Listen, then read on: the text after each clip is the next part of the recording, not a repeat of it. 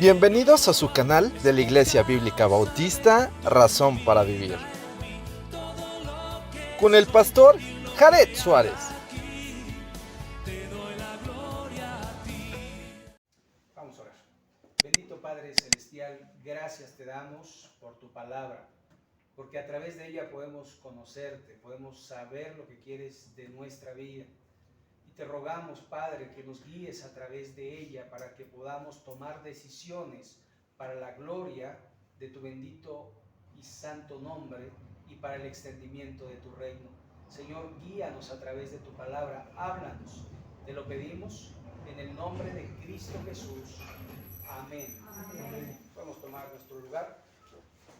Y bien, este pasaje es un pasaje medular en el cristianismo, mal interpretado, pero vamos a ver el análisis del texto, cómo de alguna forma tenemos que ir a través de lo que es el contexto gramatical para poder comprender un poquito lo que dice el texto. Dice: vinieron los fariseos, los saduceos para tentarle y le pidieron que les mostrase señal del cielo. Aquí prácticamente nos dice cuál era la intención de ellos. La intención de ellos no era que les mostrara señal, porque ya señales se habían dado. Ya anteriormente había multiplicado los panes en 2 ocasiones, a 5 y a 4,000 hombres.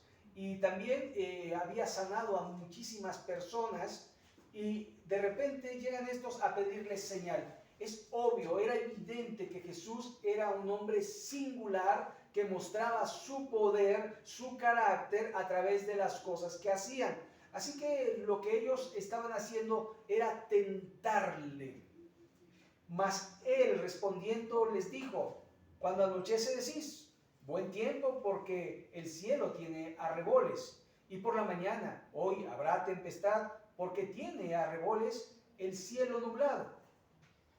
Hipócritas, que sabéis distinguir el aspecto del cielo, mas no las señales de los tiempos, no podéis. Y aquí, de alguna forma, los escribas y los fariseos eran doctores de la ley, eran maestros de la ley. ¿Se acuerdan que una de las cosas que les gustaba que les dijeran era rabí, que es maestro?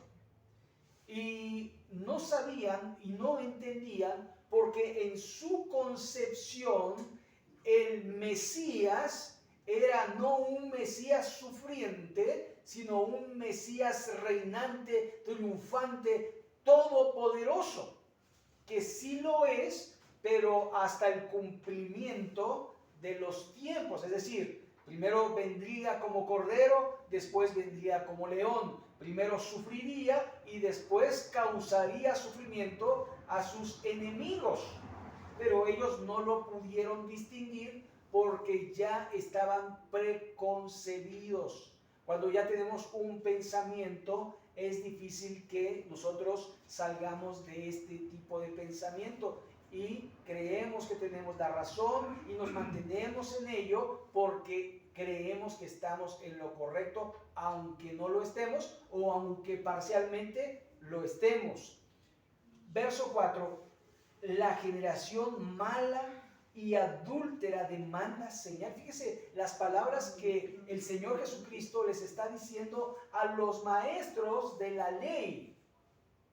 Generación mala y adúltera, porque el Señor conocía a estos hombres que muchas de las cosas que hacían no era para darle gloria a Dios, sino para recibir la gloria de los hombres.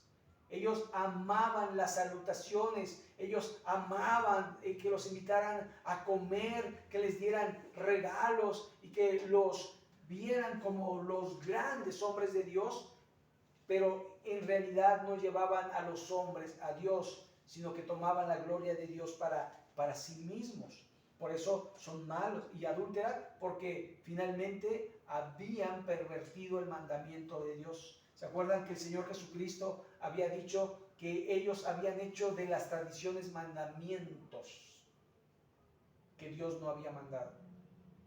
Así que generación mala y adúltera demanda señal, pero señal no les será dada, sino la señal del profeta Jonás, y dejándolos se fue. Ahora, nosotros leemos el texto e inmediatamente sabemos que la señal de Jonás es que fue tragado por un pez, que estuvo 3 días y 3 noches y después fue vomitado por el pez y volvió a vivir Jonás.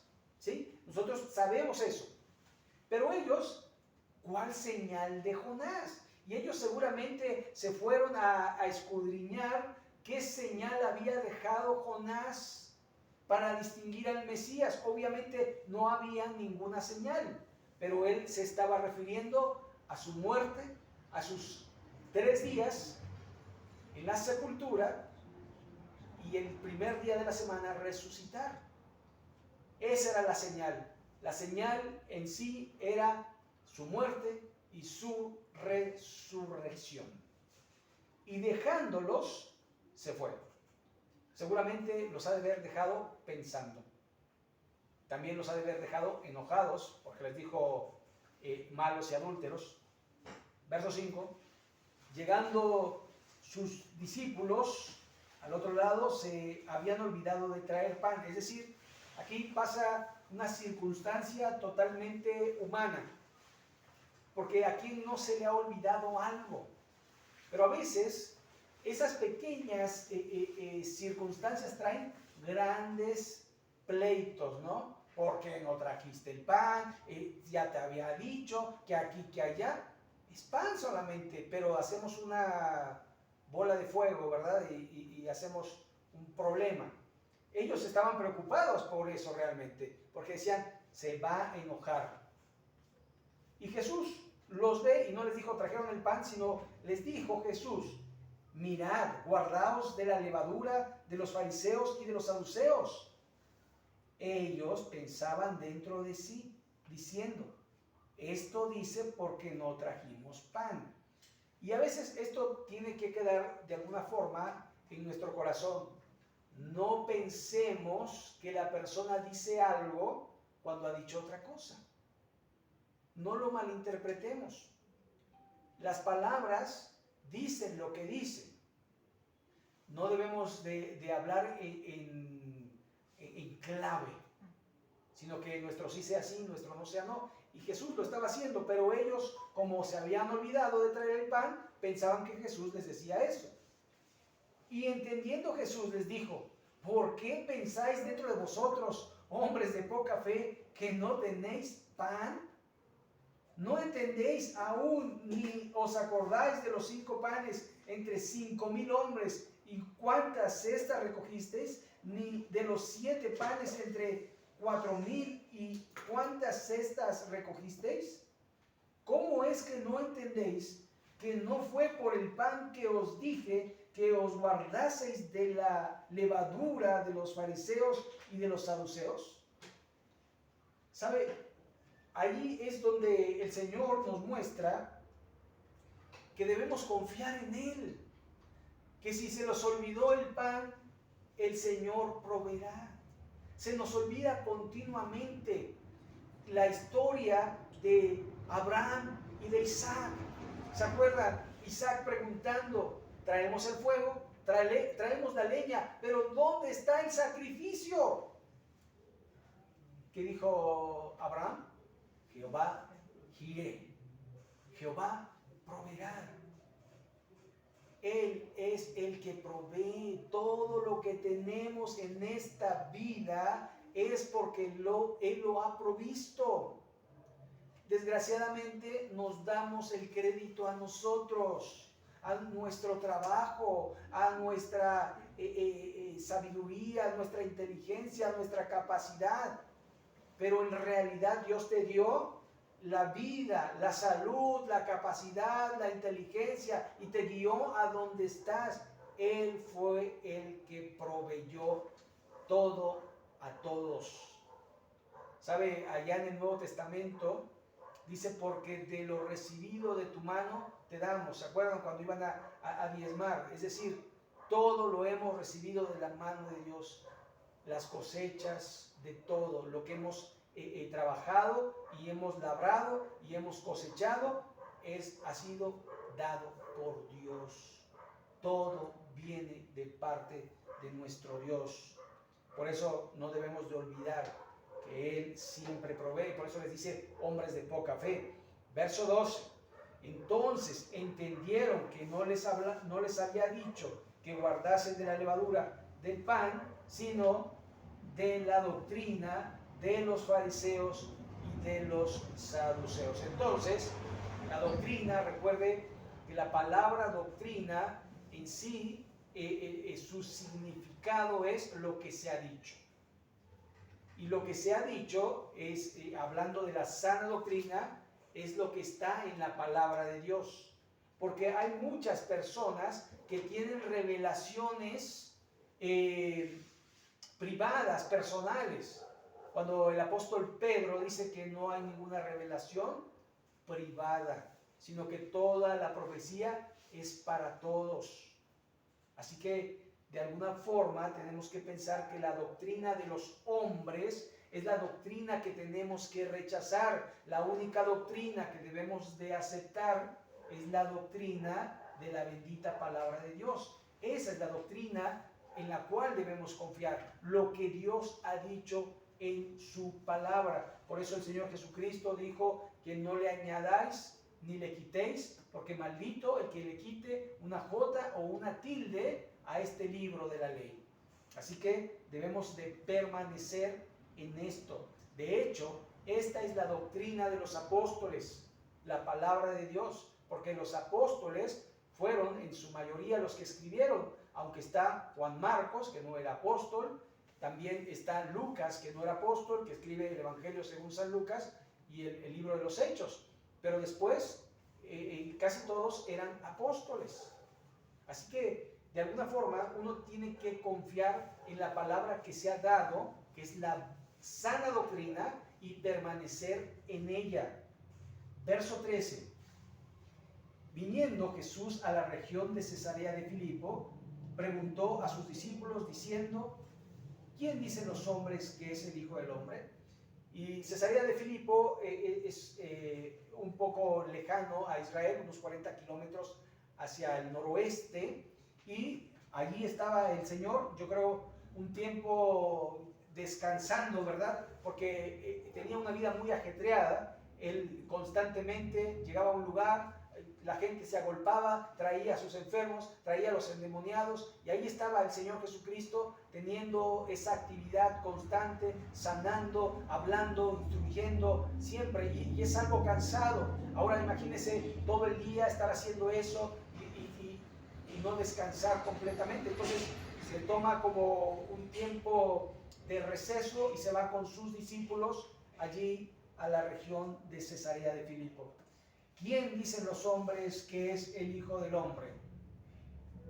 Ellos dijeron, unos Juan el Bautista, otros Elías y otros Jeremías o algún otro de los profetas. Y él les dijo, lo importante, vosotros, ¿quién decís que soy yo? Respondiendo Simón dijo, tú eres el Cristo, el Hijo del Dios viviente. Entonces le respondió Jesús, bienaventurado eres, Simón, hijo de Jonás, porque no te lo reveló carne ni sangre, sino mi Padre que está en los cielos. Y yo también te digo que tú eres Pedro, y sobre esta roca edificaré mi iglesia, y las puertas del Hades no prevalecerán contra ella, y a ti te daré las llaves del reino de los cielos. Y todo lo que atares en la tierra será atado en los cielos, y todo lo que desatares en la tierra será desatado en los cielos. Y aquí ha habido una gran confusión a través de los siglos, porque muchos dicen, aquí está Cristo el sucesor, Pedro el sucesor de Cristo, el primer papa. Él es el que tiene las llaves del reino, y si usted de alguna manera puede ver ilustraciones de la religión popular, Pedro trae un llavero con él, porque él trae las llaves del reino. sabe, curioso, ¿no? Porque para nuestra mente pensar que el reino de los cielos tiene una llave como las que nosotros ocupamos para nuestras casas, o un candado como el que ocupamos para nuestras casas, y en realidad no es así. Y aquí hay un juego de palabras que usa el Señor Jesucristo, y es esta. Primero, dice, respondiendo Simón, dijo, tú eres Cristo, el Hijo del Dios viviente. Entonces aquí en esta parte, Cristo alaba a Pedro y le dice, bienaventurado eres, Simón, hijo de Jonás, porque no te lo reveló carne ni sangre, sino mi Padre que está en los cielos. ¿Se acuerdan que Jesús le había nombrado, tú eres Pedro, tú serás llamado Cefas? Y Cefas quiere decir piedra, lo mismo que Petros, que es piedra. Así que si aquí en el original está Petros, es piedra, pero después dice, dice el verso 18, yo también te digo, tú eres Pedro, Petra, y sobre esta Petros, y sobre esta Petra edificaré mi iglesia. Entonces lo que está diciendo es Petros y Petra. Petros, Pedro, Cefas, tú eres una roca, una piedra. Yo soy la piedra de la edificación, la piedra angular, la principal. Entonces, sobre esta piedra, sobre la declaración que has dado que yo soy el Cristo, edificaré mi iglesia. Es decir, no sobre Pedro, sino sobre Cristo. Y si nosotros leemos en las otras cartas, en los otros pasajes de la Escritura, vemos a Cristo como la piedra que desecharon los edificadores, vemos como la piedra angular del edificio, vemos que la base de la construcción es Jesucristo. Él es la roca eterna, Él es el que de alguna manera sostiene a la iglesia, y nosotros, el apóstol Pablo dice que somos un edificio con piedras vivas que vamos construyendo la iglesia de Dios. Pero aquí el primer y el principal es Jesucristo, ¿verdad? Entonces entendemos que Cristo iba a edificar su iglesia sobre esta declaración de Pedro, que él era el ungido de Dios, el Cristo. Y después le dice, sobre esta roca edificaré mi iglesia y las puertas del Hades no prevalecerán contra ella. Es decir, la iglesia, porque el Hades aquí en el Antiguo Testamento es el lugar de descanso de los muertos. Los judíos tenían el Hades considerado como un lugar donde estaban sin hacer absolutamente nada. Sin embargo, el Señor Jesucristo nos mostró otro camino. ¿Se acuerdan? Lucas capítulo 16, y él narró la historia del rico y el Lázaro. Uno fue al seno de Abraham, mientras que el otro fue a el Hades, al infierno, a un lugar de tormento, de fuego y azufre. Entonces, de alguna forma podemos entender que los santos, que los justos, siempre iban a un lugar de beneficio, mientras que los malos iban a un lugar de maleficio. Entonces, allí es donde dice que las puertas del Hades no prevalecerán, porque los salvos morirán también e irán ahí, pero no quedarán allí, sino que un día resucitarán para estar con el Señor. Así que aquí nos va dando pautas de alguna manera para darnos la seguridad de que somos sus hijos y de que la iglesia va a permanecer hasta las bodas del Cordero. ¿Sabe? Este tema de la iglesia universal en la Biblia, de alguna forma, está implícita, pero nunca se habla de una iglesia universal. Siempre se menciona a la iglesia local. Si usted ve las cartas de Pablo, son dirigidas, y dice Pablo a la iglesia que está en Éfeso, ¿verdad? Siempre van dirigidos a un lugar, a una localidad. La iglesia es el conjunto de cristianos salvos que se congregan en un lugar determinado. Es la iglesia local. Cuando la iglesia esté completa, es decir, cuando todos los salvos que se hayan de salvar en la historia de la humanidad sea arrebatada en los cielos, allí será la iglesia universal. Antes no, antes no. Por eso, por ejemplo, los de Pare de Sufrir, que se llaman, digamos, su nombre de pila, su nombre en el cual están asentados, no se asentaron como Pare de Sufrir. Ellos son la iglesia del reino de Dios, la iglesia universal del reino de Dios. ¿Saben? No existe una iglesia universal ni existirá aquí en la tierra. Así que cuando el anticristo quiera congregar una sola iglesia universal, pues estamos hablando de la apostasía. Porque la iglesia universal existe pero en el cielo, en las bodas del Cordero. ¿Se acuerdan? Cristo se va a desposar con su iglesia, que es su novia. Ahí en Efesios capítulo 5 nos habla acerca de esto, ¿verdad? Pero existe en la tierra iglesias locales. Refiere Cristo su palabra a la iglesia local, siempre. Y se aplica a todas las iglesias. ¿Ok? Bueno, entonces, verso 19. Y a ti te daré las llaves del reino de los cielos. ¿A qué se refiere? Bueno, a ti, Pedro, te voy a dar la autoridad para que tú seas de alguna forma el medio para empezar a edificar la iglesia. 3 llaves. El apóstol Pedro, la primera llave la utiliza cuando predica después del Pentecostés, cuando viene el Espíritu Santo. Él predica y más de 3,000 se convierten judíos. Se convierten así, en la primera predicación. 3,000 judíos. Hechos capítulo 2. Después va a predicarle a los samaritanos. Y después en Hechos capítulo 10 va a predicarle a los judíos. 3 llaves. En casa de Cornelio. Sí, a los gentiles. Casa de Cornelio. No sé qué dije.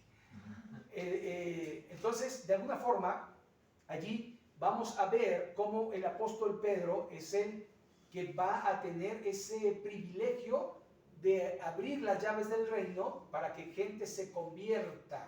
Es decir, las llaves son la predicación del evangelio para que los judíos, para que los samaritanos y para que los gentiles se conviertan a Cristo. Y así se cumpla lo que dice Hechos 1:8. Pero recibiréis poder cuando haya venido sobre vosotros el Espíritu Santo y me seréis testigos en Jerusalén, en toda Judea y hasta lo último, en Samaria y hasta lo último de la tierra. Así que esas son las llaves que de alguna manera Dios, Cristo, le da a Pedro. Ahora, después dice, y todo lo que atares en la tierra será atado en los cielos, y todo lo que desatares en la tierra será desatado en los cielos. Y aquí, de alguna forma, se piensa, se dice que es una cuestión de que los apóstoles tenían esa facultad, pero en realidad, y hay una versión Williams, una versión inglesa, que aquí en esta parte dice que todo lo que está prohibido en el cielo, lo prohibirás en la tierra. Y todo lo que está permitido en el cielo, lo permitirás en la tierra. Así que de alguna forma, lo que este pasaje quiere decir es que las normas y las leyes están en la bendita palabra de Dios. Es decir, si lo dice Dios, lo hago. Si lo dicen los hombres, puedo evitar hacerlo. Así que nuestra autoridad de fe, de conducta, tiene que ser la palabra de Dios, no la experiencia de un hombre, porque allí se van a levantar hombres que van a decir, el Señor me reveló y me dijo que ustedes tienen que hacer esto y aquello. ¿Sabe? No, la palabra de Dios dice, la palabra de Dios dice, y nosotros debemos mantenernos siempre en lo que la palabra de Dios dice. Verso 20. Entonces mandó a sus discípulos a que nadie dijesen que él era Jesús el Cristo. Es decir, no le digan a nadie, porque si no, la gente va a creer no por lo que era Jesús, sino porque alguien se lo dijo.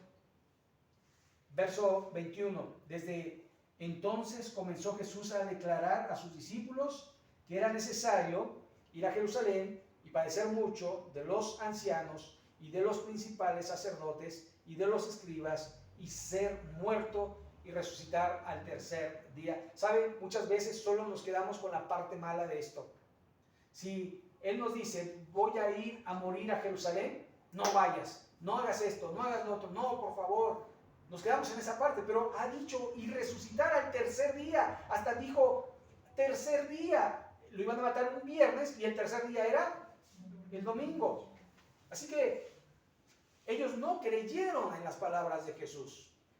Y verso 22, entonces Pedro, tomándole aparte, qué sutil es el diablo que te aparta de los demás para tentarte. Comenzó a reconvenirle diciendo, Señor, ten compasión de ti. En ninguna manera esto te acontezca. Parecía que Pedro quería mucho a Jesús, pero vean lo que está diciendo, lo que le dice Jesús. Pero él, volviéndose, dijo a Pedro, quítate delante de mí, Satanás. El hombre que había dicho, tú eres el Cristo, el Hijo de Dios viviente, ahora estaba tentando a Jesús para evitar la cruz. Y vea esto también. Pedro no ataca, perdón, Jesús no ataca a Pedro, sino ataca ¿a quién? A Satanás.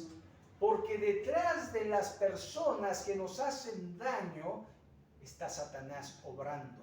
Detrás de las personas que nos mienten está Satanás obrando. Detrás de las personas que nos ofenden está Satanás obrando. Por lo tanto, nosotros no debemos caer en el juego de Satanás, sino mantenernos en el camino, en la verdad y en la vida que es Jesús.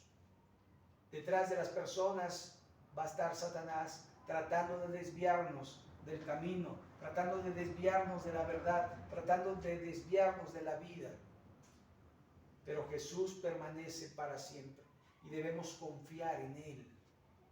Así que cuando alguien te haga enojar, acuérdate que Satanás no es la persona. El problema es que te disgustas con la persona, afectas a la persona, cuando en realidad el que está detrás de todo esto es el diablo. Porque recuerden, Jesús hablando del ladrón como el diablo, allí en Juan 10, el ladrón no vino sino para hurtar, matar y destruir, mas yo he venido para darles vida y dárselas en abundancia. Así que detrás de todo esto estaba Satanás y le dice, siguiendo el versículo 23, me eres tropiezo porque no pones la mira en las cosas de Dios, sino en las de los hombres. Verso 24.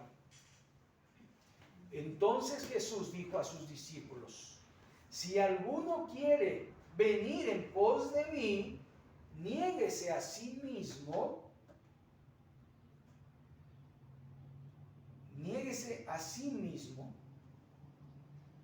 y sígame. ¿Sabe? Niéguese a sí mismo. ¿Qué es negarse a sí mismo? Es lo que dijo el apóstol Pablo en otras palabras en Gálatas 2:20. Con Cristo estoy juntamente crucificado y ya no vivo yo. Es esto. Niéguese a sí mismo y tome su cruz y sígame. ¿Sabe? Morir al yo. ¿Sabe que cuando tú te enojas es porque afectaron a tu yo? Es que me dijo, es que me miró, es que es tu yo, el afectado. Es tu yo. Pero si tú mueres, no te afecta. Porque lo que vives en la carne lo vives en la fe del Hijo de Dios, el cual te amó y se entregó a sí mismo por ti. Por lo tanto, nada debería de afectarnos. Que nos digan, que nos hagan, porque estamos en la cruz con Cristo.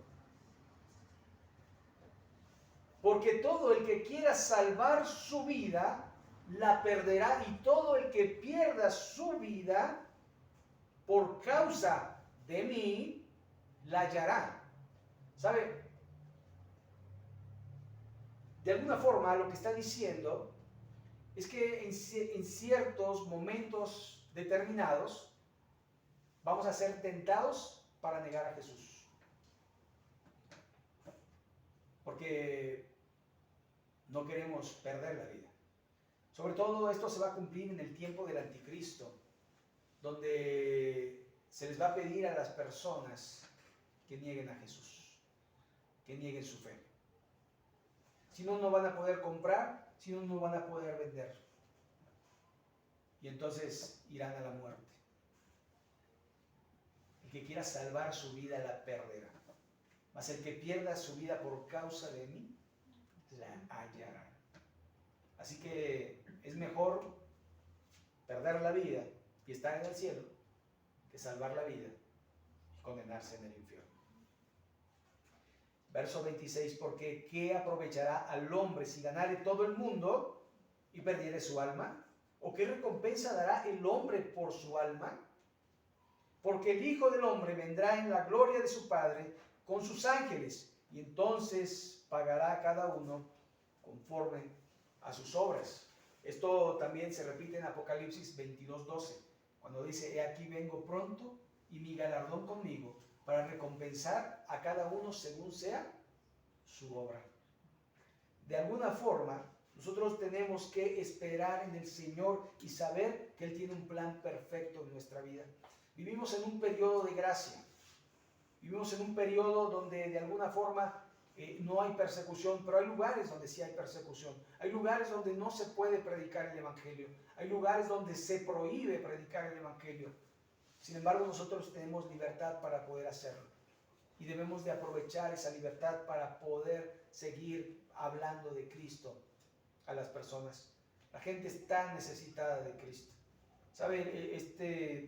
Esta semana fui a pagar una infracción de tránsito, y ahí estaba yo formado, ¿verdad? Y había un señor y se acercó a mí, me dijo: ay, no aguanto la espalda, me dice, y me empezó a platicar que se había caído en la universidad, en la UAP, y que se había roto la clavícula, que se le había llenado todo de pus, que estuvo terriblemente mal, que le operaron de la columna, y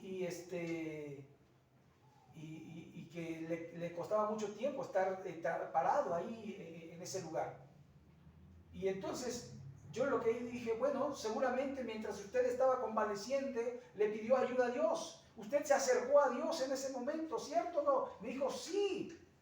Y yo le dije: bueno, pues Dios le está dando una oportunidad. Usted puede ser salvo, usted puede recibir a Cristo en su corazón y ser salvo. Acérquese a Cristo, no se acerque a la religión, acérquese a Dios. Y me decía: sí, sí. Y ya llegó un señor, el que estaba allí dando fichas y todo, y como era un señor ya de 65 más, le dije: oiga, él necesita que lo ayuden. Y ya lo llevó y ya lo pasó rápido. Pero al final me dio muchas gracias, ¿no? Dijo: muchas gracias. Digo: no. Pero al final la gente necesita de Dios. Ahora, no todos van a escuchar. No todos quieren a Jesús. Pero a los que quieran, hablemosles de Jesús. A los que quieran. ¿Cómo vamos a saber quién quiere y quién no quiere? Pues hablando. Porque entonces nos van a decir: ¿sabes qué? No quiero nada de Jesús. O siguen hablando de Jesús. Así que de alguna manera debemos de estar compartiendo constantemente nuestra fe y no negar al Señor. Verso 28 Y bueno, el verso 27, cuando dice el Hijo del Hombre vendrá en su gloria con su Padre, está hablando de la segunda venida. Aquí de alguna forma ya el arrebatamiento de la iglesia pasó, porque recuerden que Jesucristo viene a Israel, a los suyos vino, los suyos no le recibieron, mas a todos los que le recibieron, a los que creen en su nombre, les dio potestad de ser hechos hijos de Dios. Se crea el paréntesis del reloj profético de Israel, y la iglesia de alguna manera, cuando se cierra este paréntesis, va a ser arrebatada, y entonces va a empezar a dar marcha nuevamente el reloj profético de Israel. Ahora, también vivimos en tiempos donde de alguna manera están educando a la gente para que cuando venga el anticristo sea así. Esta vacunación casi obligatoria, ¿no? Tomando datos y todo. Es un ensayo, simple y sencillamente. No estoy diciendo que el anticristo ya esté aquí, sino que de alguna forma a la gente la están controlando de una manera para que cuando llegue el anticristo vayan, pero como pan a la mantequilla, así, suavecito. De alguna forma necesitamos pensar que nosotros no estamos viviendo tiempos de tribulación, porque la iglesia tiene que ser arrebatada para que empiece la gran tribulación. Verso 28. De cierto os digo que hay algunos de los que están aquí que no gustarán la muerte hasta que hayan visto al Hijo del Hombre viniendo en su reino. Y aquí hay una gran mala interpretación de este texto, porque dicen, bueno, si todos murieron, entonces ya vino Jesús en su reino. No. Seguramente, porque lo que viene en el capítulo 17 es la transfiguración, está hablando de que van a ver a Jesús glorificado. Cuando viene Moisés y Elías, Jesús se transfigura y lo ven en su gloria. ¿Okay? Entonces, de alguna manera, se refiere a ese texto, se refiere a ese evento, porque precisamente dice algunos de los que están aquí, porque solamente 3 vieron eso, ¿se acuerdan? Pedro, Jacobo y Juan, solo ellos 3, todos los demás no lo vieron. Así que esto lo vamos a seguir viendo la siguiente semana, no la que viene, sino la otra, y el próximo domingo, recuerden, vamos nuevamente a Jueces ahora capítulo 2, y ahora sí ya les muestro el video porque ya lo descargué otra vez, ya lo dejé en sí, ¿ok? Entonces aquí le vamos a dejar y vamos a orar a nuestro Dios.